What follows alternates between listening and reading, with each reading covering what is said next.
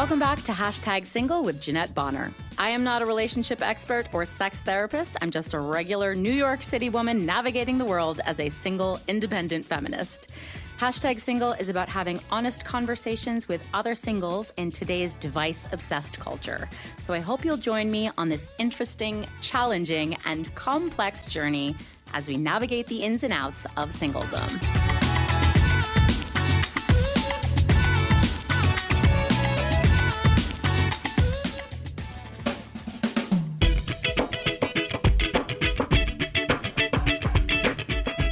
Guys, welcome back to Hashtag Single. It's Jeanette, your host. I'm so excited to bring you a brand new 101 episode of Hashtag Single with another badass single lady. And this is a really cool moment for me because in all of our, 45, 46 episodes, this is the first time I've had a conversation with almost a complete stranger. Most of the guests I brought on, as you guys have known, have been friends of mine or connections of mine. And the guest I have today and I actually connected through a comedy community called Hoo Ha Ha. If you don't know it, look it up. It was founded by Elizabeth Banks.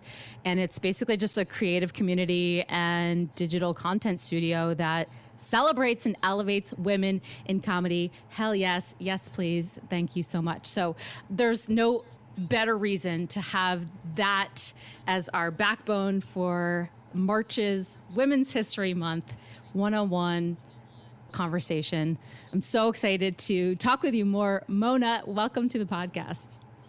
Oh my God. Thank you so much for having me. This is so exciting. I love doing other female podcasts because there's like a relatability factor that just comes in. So I love that.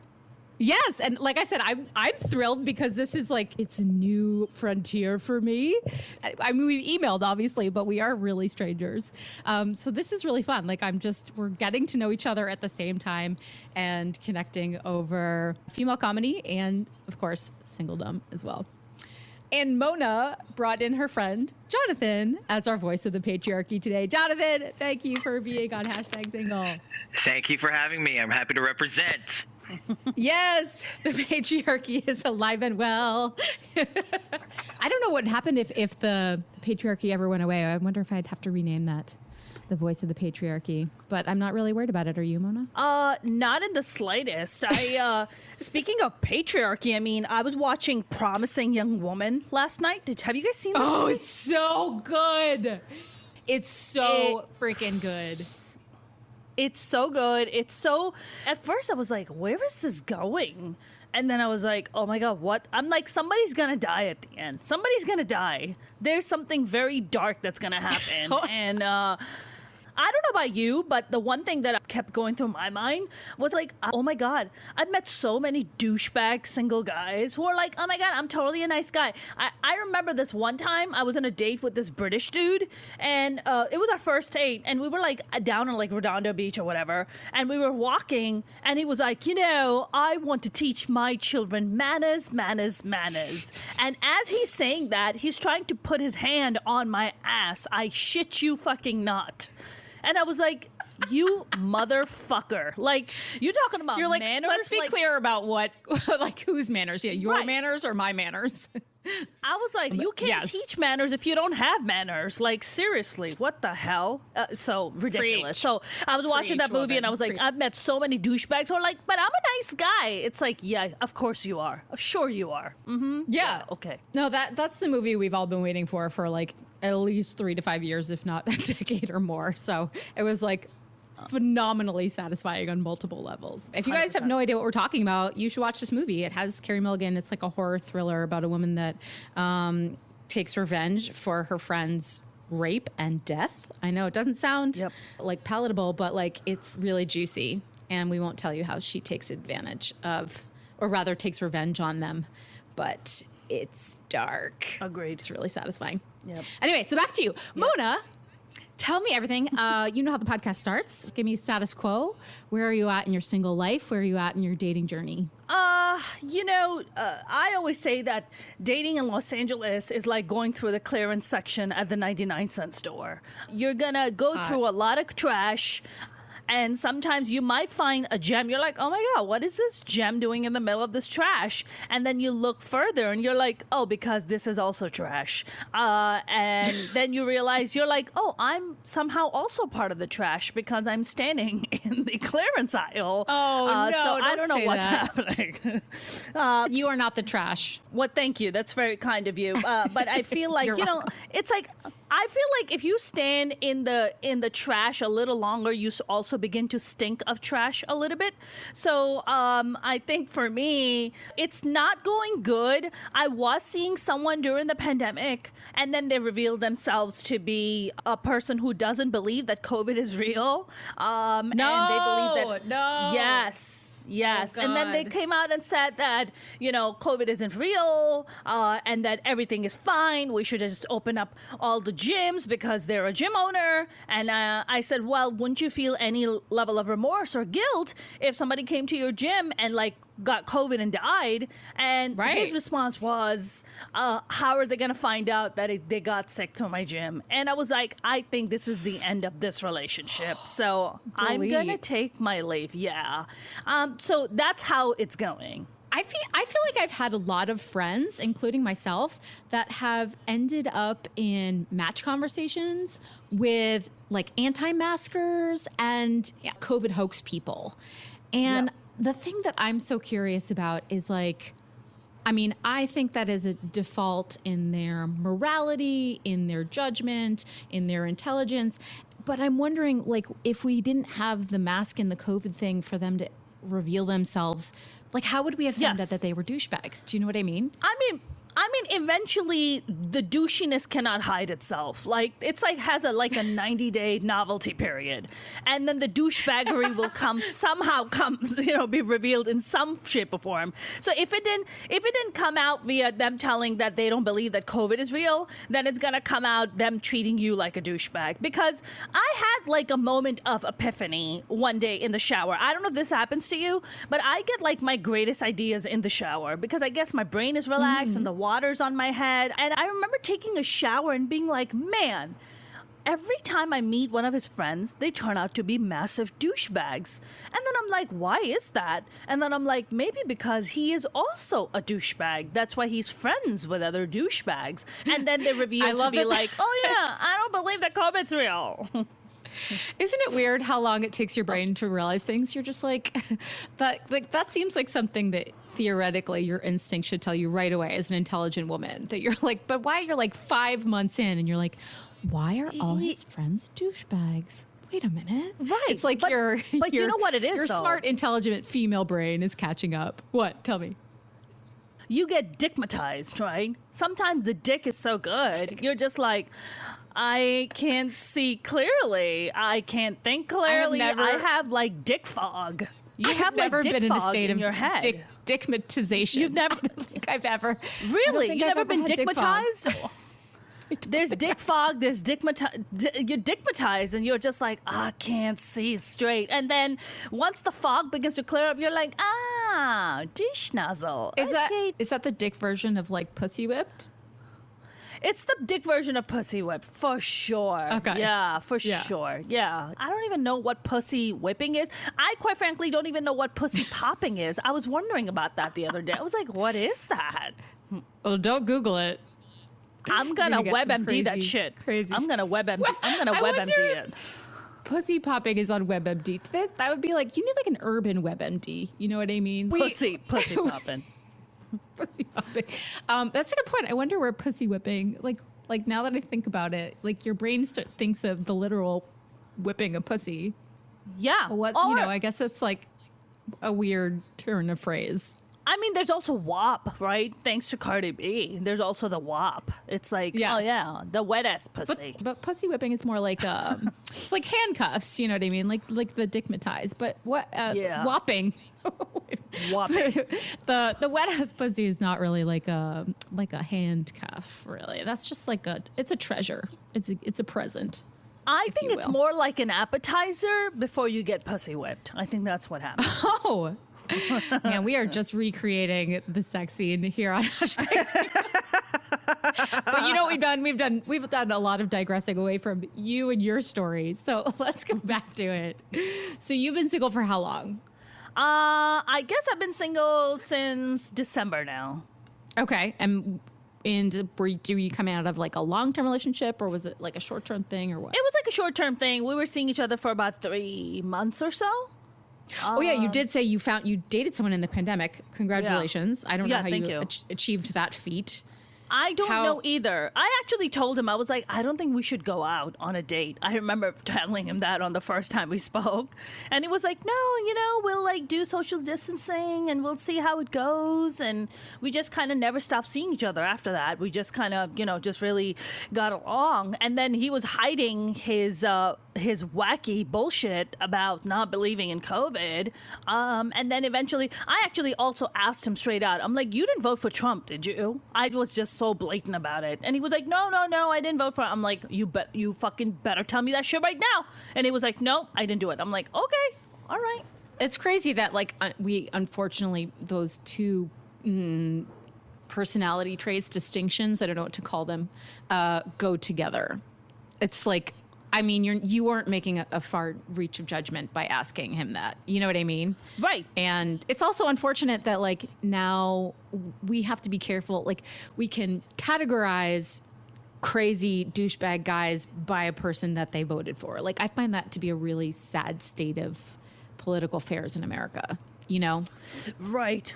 I mean, it just tells you that when you have a bad leader in place, this is what they do. They just divide people rather than uniting people. So, I mean, I've literally never, ever on a date or just spoken to a guy for the first time and asked his fucking political point of view. Like, that has just never happened. But no, not until this, even like the last 2 years. I've had friends that are starting to do that, or they'll put on their profile, like, if you voted for Trump, like, swipe left. Right. I used to write that, but I don't write it anymore. But you can kind of suss out when you like read their profiles. You're just like, am I smelling douchebag here? But he didn't have much on his profile, so I couldn't really smell the douchebaggery much. But of course, when I then met him, and then all the stuff eventually that it started coming out, and I was like, oh. But you dated him for what, 3 months? 3 months. He hid it for 3 months. But that's what I'm saying. That's the digmatization and the hiding, the novelty is about 90 days. 90 days is really the make or break, right? Then you're like, am I digmatized or is this person really good? And you're like, I'm just digmatized. Let me clear up that fucking dick fog from my brain to really like assess a better situation here. I'm just like, okay, this is bad. This is I am standing in the clearance section of the 99-cent store. Let me get the fuck out of here. I mean, on the one hand, like you are probably the 2% of single people in the world that managed to get laid during a pandemic. Oh, really? 2%? Wow. I have no. I feel so honored right now. I have no idea, but I do know that we're not connecting and we're lonely, and I'm barely meeting people in dates, much less getting to a point where I can like have sex with them. So really? I think well, you're not doing like one night stands anymore where you like go out on Saturday night and just sort of find someone to go home with. So like. And I think at the beginning of the pandemic, a lot of people were just doing hookups. I want to qualify that because I was hearing that. I can't say for sure. I was hearing that people were connecting, but then there was like a backtrack of it. People were freaking out and being like, "Wait, you're meeting total strangers? Like, you don't know anything about their health situation. You know what I mean? Like, there's a disease being spread here, and like, how much do I just want to like find someone on the internet to have sex with because I'm lonely?" Like, so I think people wisened up a little bit. Yeah, but yeah. I mean, look, dating in Los Angeles isn't good to begin with, and the pandemic just added that extra layer of bullshit where you're just like, oh my god, like before you could at least just go on a date or meet somebody and just figure it out if you want to go out with them. Now you don't even have that, so your love life is kind of delayed by a whole year and a half, I would say. Yeah, I think so. I feel like we've all been sort of just waiting. I certainly feel like that. Like I'm just waiting for things to change again so I can meet people in real life. Because I'm just like, I don't think anyone that I've ever talked to on the apps in the last 6 months-ish plus has been real about meeting. Right. You know what I mean? Like, well, so here's an example, right? So this guy I matched with the other day, he said, "You seem really fun and interesting. I'd love to get to know you. Do you want to go get a glass of wine?" And something I have learned in the pandemic is that I quite like the FaceTime screening process. Yes. So I've started saying, I'm not meeting people in real life yet, which I am, but not right away. Right. Would you be open to a FaceTime? He unmatched me. Just didn't even say like no. He just deleted. Oh, no, you don't understand. The thirst is so real out there. It's crazy. Like, these guys, I mean, they're like salivating at the mouth. I had a guy I was talking to via FaceTime, and I could have sworn, I was like, are you drooling? I was like, you may want to wipe your drool.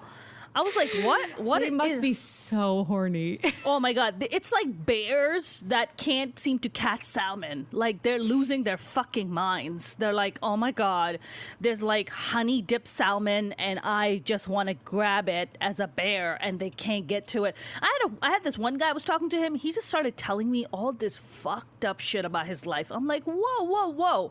Hit the brakes there, fucking Ted Bundy. You're scaring the shit out of me. What the fuck? He was like, Poor oh thing. yeah. Oh my God. He was like, yeah, I have this emotional thing. I'm like, what's the emotional thing? He goes, I can't talk and like look and do FaceTime at the same time.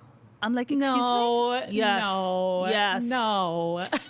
Yep. I was like, so you can't multitask. I'm like, you can't talk and look at the same time. He's like, no, I just have this thing that this happens to me. I'm like, what thing is that? I'm like, are you going to also bury my body in your freezer? Is that also what's going to happen here? Like, I'm like, it this sounds is like the same thing that was problematic with the guy that I matched with. It's just like, you know what you can't do on FaceTime? You can't fuck on FaceTime. And so, Right, you can right. pretend you want to meet me for a glass of wine, but when you say I'm fun and interesting and you want to get to know me, I'm now realizing, no, you don't actually need to get to know me and you don't really find me interesting. Yes. You just want to have sex with me. Thank you. That's correct. Yeah. That's correct. I And mean, that guy too. He's like, I don't want to talk to you. that's right. I don't want to talk to you with a screen in between. Oh no! The worst part was he goes. The worst part was I was like, and then he was like, oh yeah, my grown ass sister lives with me. I'm like, why is that? He's like, she also has some emotional problems, and I help her out. I'm like, yeah, because that's really appealing. I'm like, oh yeah, that sounds amazing. I was like, hey, listen, I'm gonna go eat dinner. I'm starving, and then I like quickly hung up, and then I sent him a text because I didn't want to ghost him and be an asshole. I was like, hey, thank you so much for taking the time to chat with me. I just didn't feel the chemistry and the connection. I really want to wish you the best of luck in your search. I tend to do that. I don't like to ghost people. Yeah. Dude, he wrote me back a fucking 5-page text of how amazing he is, what I'm missing out on. I have to give him a chance to meet him in person for him to impress me. And I was like, okay. I'm like, wow. I was like, yeah, you definitely have emotional problems. Like, there's no denying about that. I'm gonna go now. Like, and I had to like delete and block him because he just kept messaging me. It was fucking weird. I mean, I have a lot of empathy for people that are going through a lot of emotional and mental issues, especially that were brought on by the pandemic. But Sure. just this makes me think of something that someone said to me recently. One of our recent episodes, we were talking to our voice of the patriarchy, and he was like, the reason why ghosting has started to become so normalized is because women, his female friends were like, I can't turn a guy down because he won't accept it as an answer. They'll just get I won't accept no for an answer. I'll keep coming at you. I'll keep texting you. Well, I'll get this like 5-page explanation of why you're wrong. So it's actually easier for women just to like let guys go. But I agree with you. Like, I like to treat people the way I want to be treated. So I don't want to disappear on people because I don't think that's respectful and adult.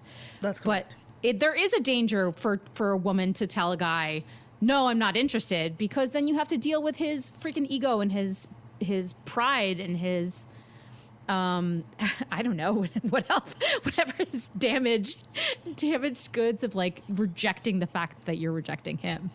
Right. And it's exactly what you just said. I don't want to put that kind of energy out in the world because I don't want that coming back to me. So I'm just like, you know what? I'll be civil about it. You know, I'll just be like, hey, wish you the best of luck, because I don't want to be that other fucking douchebag in LA. It's like, oh my God, she ghosted me. It's like, I don't want to do that, you know? Yeah. And by the way, the term ghosting is not a correct term because ghosts haunt you. And they show up. So but the this term ghosting, the way the context it's used in, it's incorrect because ghosting is not. I just consider that just disappearance. Like It's not as cute. There's no emoji. There's no emoji. Just fucking disappear. Because ghosts come and haunt you. Like they come and like show up uninvited. They don't pay rent. Yeah. How about vaporizing? Vaporize. I got vaporized the other day. See, Sounds kind of hot. Exactly. Just fucking vaporize. Vicks vapor up yourself. I don't fucking know. Vaporize. That's we're gonna start it. We'll start it. Hopefully, it'll introduce itself into Urban Dictionary within the year. Precisely. Speaking of, by the way, I just want to add this, is that Jonathan just put in the chat, which, sorry, listeners, you cannot obviously see, but I'm going to read it to you. He wrote, according to Urban Dictionary, when a female bends all the way over to the front, exposing one's vaginal area from the back, allowing one's dancing partner to pop it. That's pussy popping. Interesting. I thought it was a little something that I could do on my own. That's unfortunate.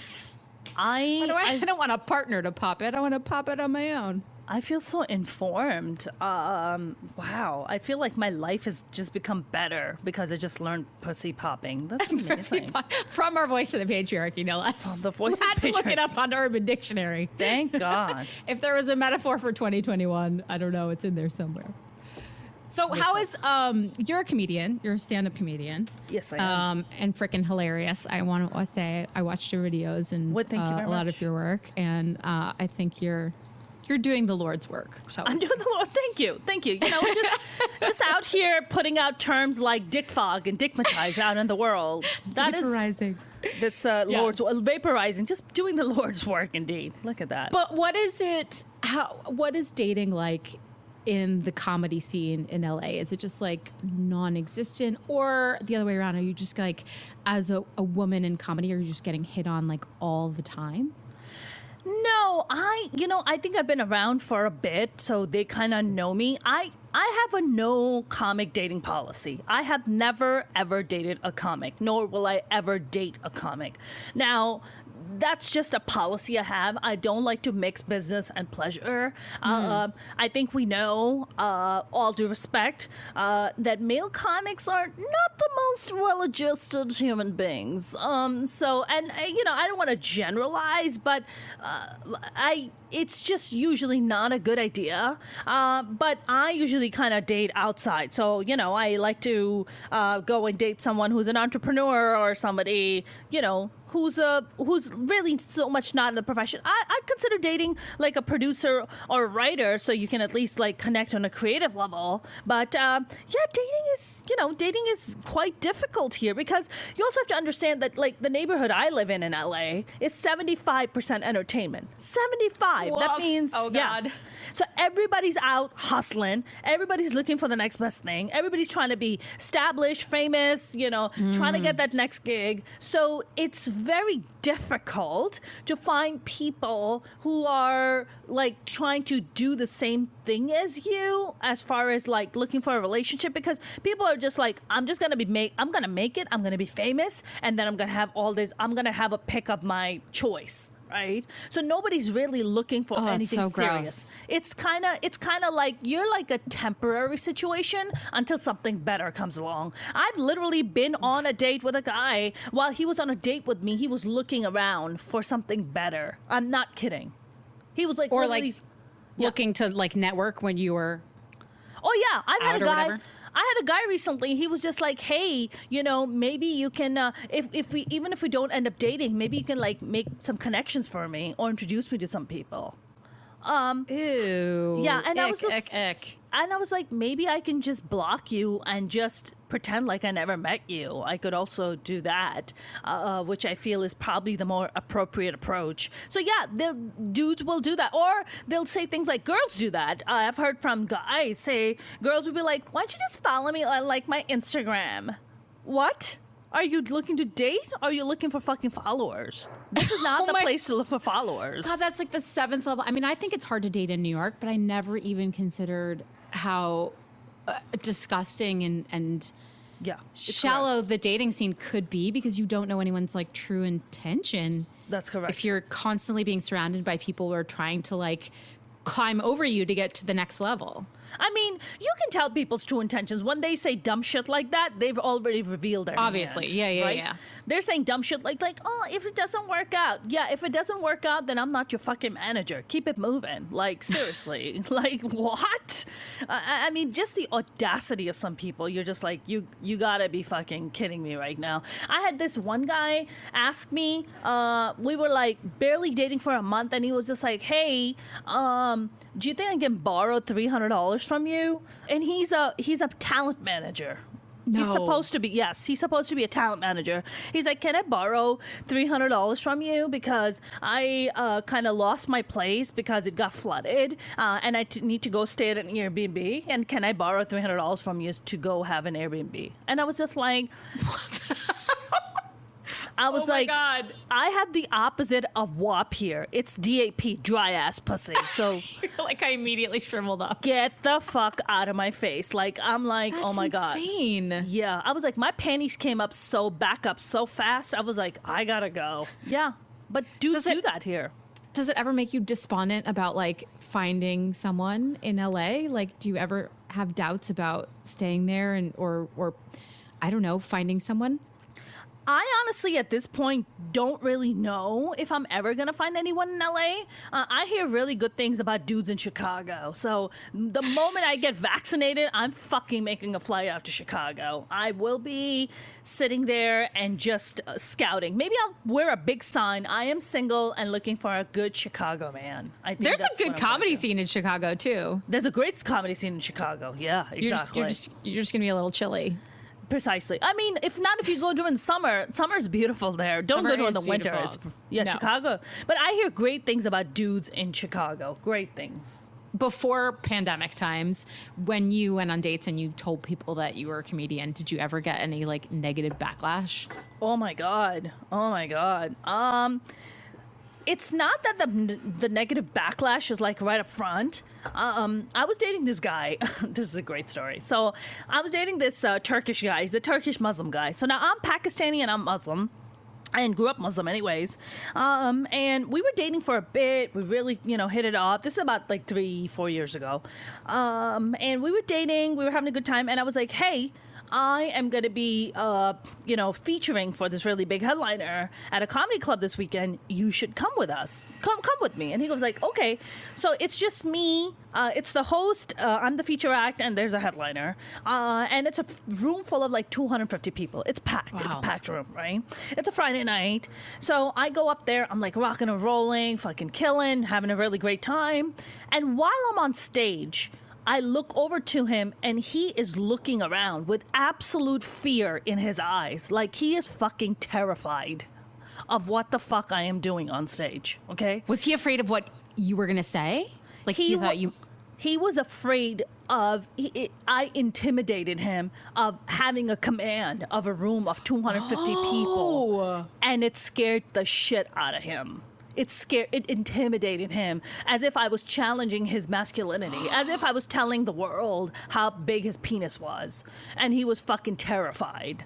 So after the show, I was like, hey, how did you like it? And he was like, yeah, it was good. And then that was it. And he did not want to talk about it. And then I was making a trip to Dallas to visit my family. And, we were like communicating every single day. We'll text and we'll meet. And then when I went to Texas to visit my family, he disappeared. Like he stopped messaging me, stopped talking to me. And I'm like, what the fuck is going on? So then I get a long text message from him one day before I'm supposed to return. And he's like, this isn't going to work out. I don't think we're the right match. And I was like, whoa. I was like, can you get on the phone with me and talk to me? I was like, what the fuck is going on? And he gets on the phone with me and he's just like, yeah. He's like, look, my mom will never be able to like the fact that you get up there and you tell some dirty jokes on stage. And I was like, first of all, let me make something very fucking clear. Your mother doesn't even live in America. She lives in fucking Turkey. She doesn't even speak English. What the fuck are you talking about? That she's not going to mind my dirty jokes. I was like, second, did you tell your mother that you smoke, you drink, you fuck around? Does your mother know that you're not such a good Muslim boy that you're fucking pretending to be, you hypocrite? And he was like, yeah, but that's, I'm like, no. I'm like, what you are is a fucking two-faced hypocrite is what the fuck you are. You hold me to a different standard than you hold yourself because I'm a woman. And I was like, the last thing I want is a little misogynistic piece of shit in my life. So how about you go fuck yourself? And that was the end of that. Mona! Oh my God. Fucking all the awards. Yeah. That's how that was handled. That speech was fire. Well, thank you. Thank you. I just feel like more women need to just stand up for themselves, and rather than being like, oh my God, but I can accommodate. It's like, you know what? Suck a dick. Seriously, fuck off. And good for you. I mean, honestly, yes, theoretically, we should be able to, like, when we receive that kind of belittlement and disempowerment from someone that we're dating, yeah, like, we should be able to get up and be like, here's why you're wrong. This is why you're hypocritical. And this is why you're a child. But, you know, we're working through all of our own issues with wanting to be wanted and wanting to be liked because that's why the way we were socialized. So we're all work in progress, but I fucking love that you said that out loud, and I love that you said that to him. I mean, for me, when I heard the whole thing, I was like, the immediacy or the immediate thought that came to me was like, it's just about power. Yeah, that's right. Like, you're on stage, you are powerful, you're using your words, you're using your intelligence, you're using your opinion, your brain, and you have a command of a room. And a woman in power is a fucking scary thing. Yeah. Especially if you're sleeping with her. Yep, that's right. I mean, the fact that he was trying to demean me, that he thought that was a demeaning thing, that I tell dirty jokes, I'm like, I may tell dirty jokes, but I'm not a fucking hypocrite, tell you that. I was like, I'm not the one pretending to be like this good Muslim girl or good Muslim person to be like, oh, I don't do dirty things and, you know, and then be in the back fucking, you know, sucking 100 dicks. Like, I am what I am. Like, what you see is what you get. I'm not fucking, you know, pulling any bullshit over here. So, yeah. But yeah, I mean, I usually don't tell people, especially on my dating profile, that I'm a stand-up comic. You have to kind of earn that from me. From this point on, I have learned since that situation, I'm like, you have to earn that out of me. If we go on first date, you're not going to learn that. Second date, if I feel it's good, that I can trust you, maybe I'll tell you. You have to literally earn that from me at this point. I'm not going to tell you that. Is that because you think people will prejudge you? Yes, they prejudge you. Or you get like dumb shit. Like, I had a guy once tell me, he was just like, you're a comic? Why aren't I laughing? And I was like, because you're not looking in the mirror. That's why. Hey! Like, who says that? Oh my God, I'm gonna steal that. Oh, everybody. And the minute, like, literally they cross their arms and they're like, do a trick. You know what I mean? That's, it's a weird sense of like taking away. Truly what it is when people see other, like, oh, you're funnier than I am. And that is another position of power. So the way to knock that down, especially for a woman, you got to take her down a notch and be like, you're not funny to me. People say, that's why people say women aren't funny, because people who can make people laugh have power. And you that's right. Again, you got to knock a woman down. That's right. She can't be pretty and have power. Jesus Christ. Yeah, precisely. No, and the moment I sense that from a man, and that's why I talk to them first or do FaceTime. And, you know, and if I put that out there a little bit about be funny, and if he gets intimidated or he has to not put me down a notch, I'm out. We don't need to talk any further. True story. Hell yeah. Yeah, that's my vetting. I think that's my vetting process. I'm just like, yep, if you can't handle this, you're definitely not going to be able to handle the rest of it. So I'm going to spare you. How about that? Yeah, I mean, I wish there was an actual filter. I wish there were filters for all of the things we've talked about. You know, just talking about like the douchebag filter, the hypocrite. Like, I wish you could just filter out somehow based on a very easy, simple question that would just give you all of the answers and be like, I know exactly who this person is. But I think we're pretty intuitive people. And I think there is getting better at it. I think people tell you who they are. You just have to pay attention. So true. That's so true. People do tell you who they are. And the other thing is that I think also women are really notoriously conditioned to do this, where it's like, be nice, smile, be nice, give him an opportunity. Oh my God. 100%. And it's like, no. If you're a crappy person and you're showing me all that, I don't need to make any excuses for your bad behavior. I don't need to make any excuses for the dumb shit that's coming out of your mouth. You told me who you are. I believe you. And now I'm moving on. Goodbye. Exactly. Is there anything that you, like a takeaway that you got from the pandemic, aside from like anti-maskers revealing who they are? In the single world, the dating world? Yeah. Like, yeah, just like something that you're like, you know, we were going along and we were just sort of like dating and meeting people and maybe just caught up in the energy of our lives. And then the pandemic hit and dating became like a lot more weighted. And I think a lot of people started to think more thoroughly about this process, and especially using dating apps. The one thing that I've definitely learned, you gotta FaceTime people. You gotta FaceTime people before you meet them. This is gonna be, until I found the person for me, this is gonna be my go-to. I think so too. You can tell if you have chemistry with a person when you see them. Right, exactly. That like the screening process. Why was I not doing this before? I wasted so much time and money. I'm gonna be FaceTime screening going forward, honestly. Before we switch over to Jonathan, since you're a comedian and since you're a storyteller, I know you have a really good like horror dating story for me. Would you love to share with me? Yes, I do. Okay, I have a few, but this one is probably Pick your on fave. Yep, this is the top of the list that sits there. So I was briefly dating this very handsome Latin man, American, like born and raised in Texas, moved out here about 11 years ago. And, you know, he worked in IT and stuff. We met. On the first date, I wasn't really impressed, but then he was just like, let's go on another date. And I was like, all right, I'll give the guy a chance. Then we went on dates and we just kind of clicked. And it wasn't like this great chemistry, but he was a nice guy. So I was like, all right, I'll give this a chance and see where it goes. So we were about a month in, and it was my birthday in May. And it was like, hey, I have a plan. I would like to take you out for your birthday to Vegas. And I was like, Vegas? Okay. I'm like, whoa. I'm like, honestly, you don't have to do that. I was like, it's going to cost you a lot of money. I was like, don't worry about it. It's really not a big deal. We can just go out to a nice dinner. He's like, no. I'm going to make all the arrangements. And I was like, Jesus, I've never had a guy freaking plan out of my birthday in Vegas. That's very sweet. So we are like on our way to Vegas. We're driving, and we're driving in my car. So he's driving my car, but it's my car. So, because he has a giant, like, Texas truck or whatever. But the few things that I noticed about him is that he never really had friends that he talked about. Like, he never really had, like, oh, I'm going to go hang out with this friend. And so on our way there, we stopped for breakfast, and I asked him, I'm like, hey, don't you have, like, friends that you hang out with? And he goes, no, I don't have a need for them in my life.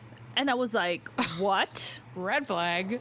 What do you mean? He was like, no, you know, I don't have a need for them. So all of a sudden my ears go all the way up. And I'm like, you better pay attention. There's something weird here.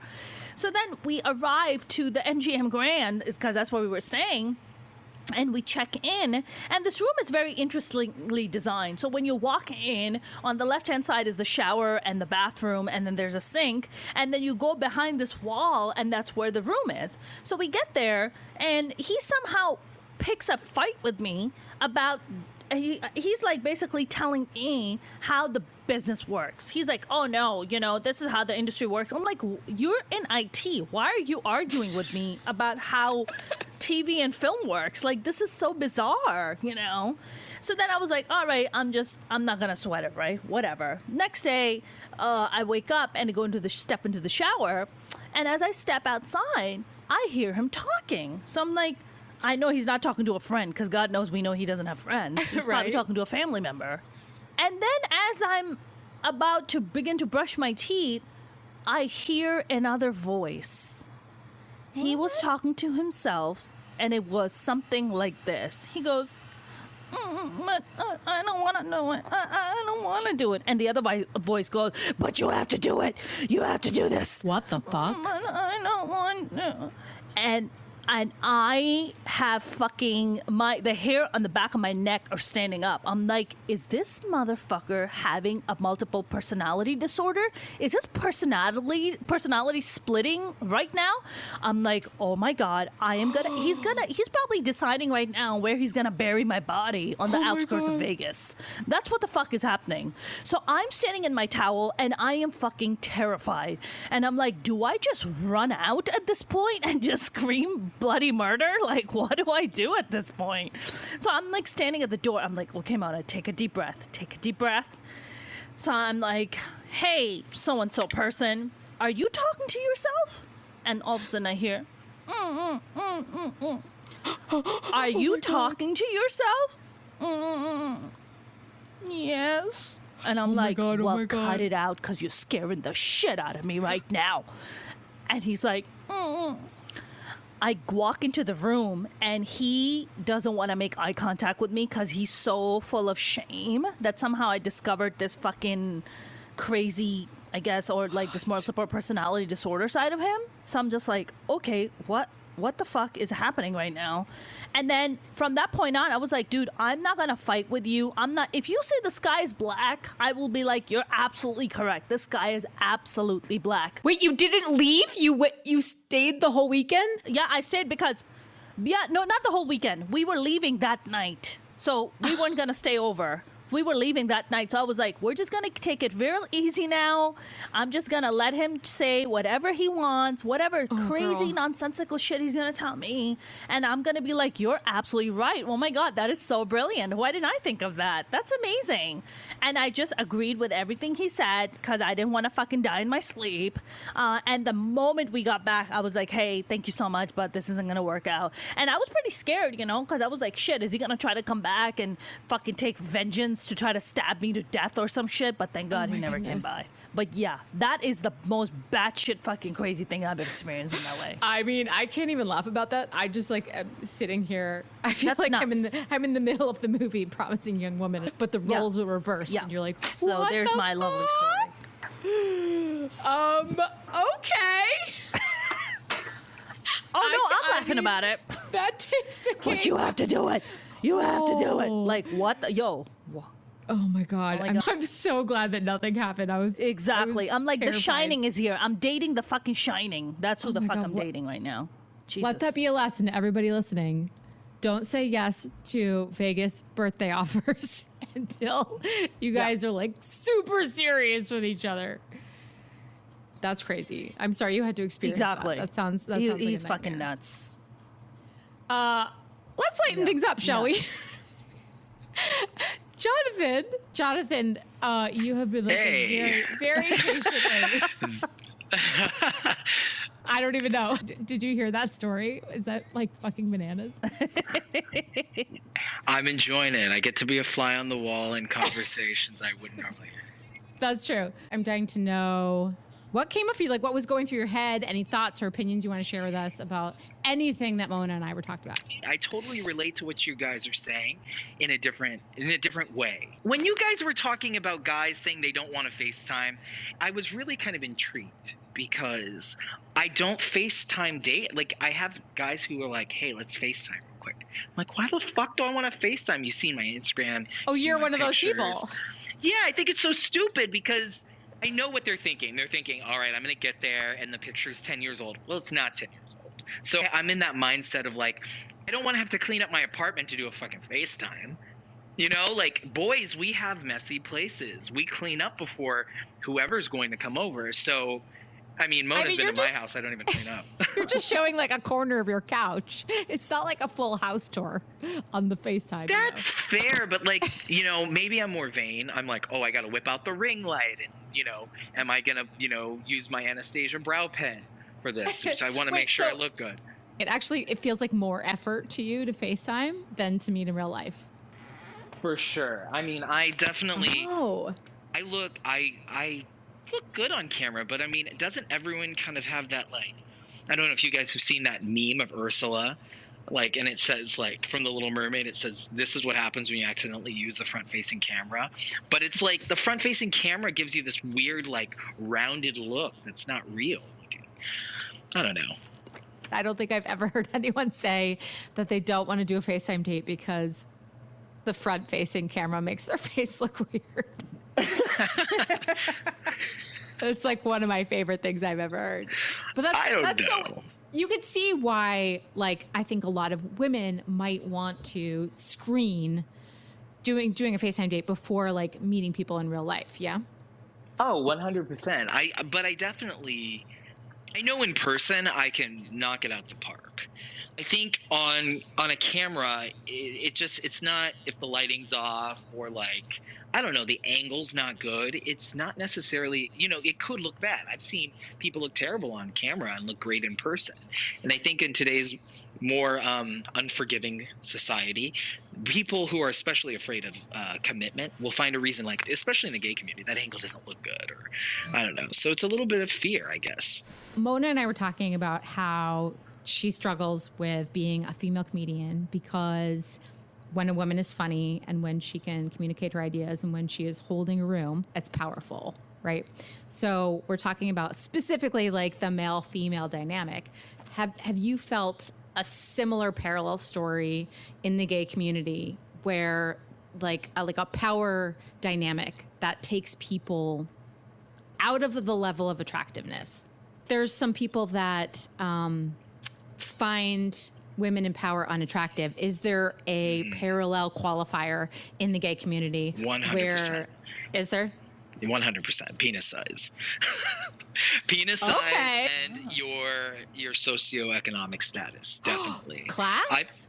I met a kid who was just like, hey, we should hang out. He was from China. His name was Chuang. I've told Mona this story. This kid was so sweet, and he like sought me out twice. Second time, he's like, hey, come hang out with us. We're going to go get drinks. He leaves the area, and his friend goes, seriously? He like literally just came to see you. I was like, cool. And he's like, yeah, you should hang out with him. His dad's worth like $3 billion.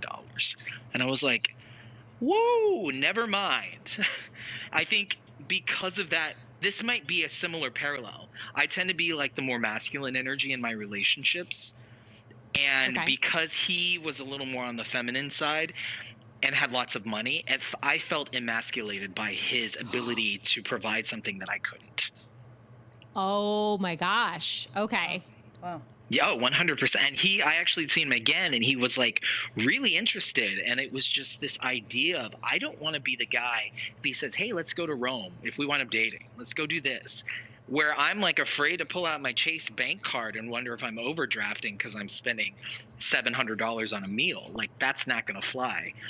And even if he said, hey, babe, I got it. To me, that's just like, I don't feel like Kevin Federline, like Britney Spears' ex. I don't want to feel like that. I mean, nobody wants to feel like Kevin Federline. Truly. But that's so, that's such a, that's, you like totally pinned it, that word, like masculization. There's so many things. It's really, it's an intricate balance, things that can emasculate different people. So in the case of like Mona's case, like that guy for some reason was emasculated by the fact that she was doing badass comedy in the middle of the room. But to the point that Mona and I were talking about, are we working to undo emasculization? Or is that just like a power dynamic that's never going to go away? I feel like the newer generation, Gen X, or Gen Z rather, is doing a great job at that. I think we kind of might be stuck in our ways, millennials, because it's reinforced by what we see subconsciously on television. Yeah. But real quick, I want to say, when you were talking, Mona, about this guy, and I had heard a bit about this guy in the past, I find that what he's saying is actually, he's deflecting. What he's really saying is, I cannot handle a woman like that. I don't know if I can keep up with you, if I can keep your attention and hold your focus. I'm going to lose you. So then he's taking his power back by pushing you away and deflecting the reason why to my mother. And what's imperative in this is that people are self-aware, and we're lacking so much self-awareness in today's society, where we can't say, I feel this and I want to dive into why I feel this. Is it real? Is it based on any emotional baggage in the past? And we can't do that. So how can we all come from a grounded point of view if we can't even admit where we fall short in our understanding of ourselves? Absolutely. It's an open-ended question. There's no answer. Like, we're all trying to like be better versions of ourselves and having these conversations, I think, like on the podcast, and trying to dismantle like who set up these stupid rules for dating and for society and falling in love and you know, men versus women in the first place. But you're totally going in the right direction. I mean, it just starts with yourself, and you have to come back and be like, well, why am I triggered by that thing? Or like, why does this piss me off? Or what about that situation was not okay for me, so that I can grow and move forward and make a better match the next time around, you know? Exactly. 100%. I feel better, guys. I don't know. There is hope. Yeah, seriously. You guys, this has been like a crazy podcast episode. And like, I really don't think I've cursed so much and laughed so much in a really long time. So I so appreciate you just bringing your open energy and your crazy dating stories, like capital C crazy, to this podcast, and to share them honestly with a total stranger. I give you so much credit. I hope we can stay connected on social media and like get to be new friends, because, you know, what's the pandemic for if you can't make virtual friends, right? That's right. Amen. If people want to follow you and your comedy, Mona, tell people where they can find you. All right. You can follow me on my YouTube channel at Mona Shaikh, which is SHAIKH comedian. Same name for Facebook, same for TikTok. And I'm on Instagram and Twitter at Mona's Comedy. Awesome. But really, you guys should get on the Mona bandwagon, because she is just... She's, what did I say earlier? She's doing the Lord's work. Thank you. She's out there. You are. I love a unapologetic, badass, feminist, empowered, opinionated woman. So brava to you. Well, thank you. That's And I also love keeping all those qualities in men too, Jonathan. So Appreciate it. not to say you're not part of that. I think there should be more comics. There should be more diverse comics. I love what you're doing, trying to change the world of comedy out there in LA, and hopefully maybe, I don't know, the entire country pretty soon, and getting new voices out there. So thank you very much. Congratulations to you. You bet. That's it for this episode of #Single, you guys. As always, if you found it fun and you know someone in your circle that you think will enjoy it, please pass it along. Please make sure to hit subscribe on Apple Podcasts so you can help our content rise to the top. Give us a like and a rating if you are feeling so inclined. And be sure to follow us at #SinglePod on Instagram so we can make you laugh some more. And we will catch you next time.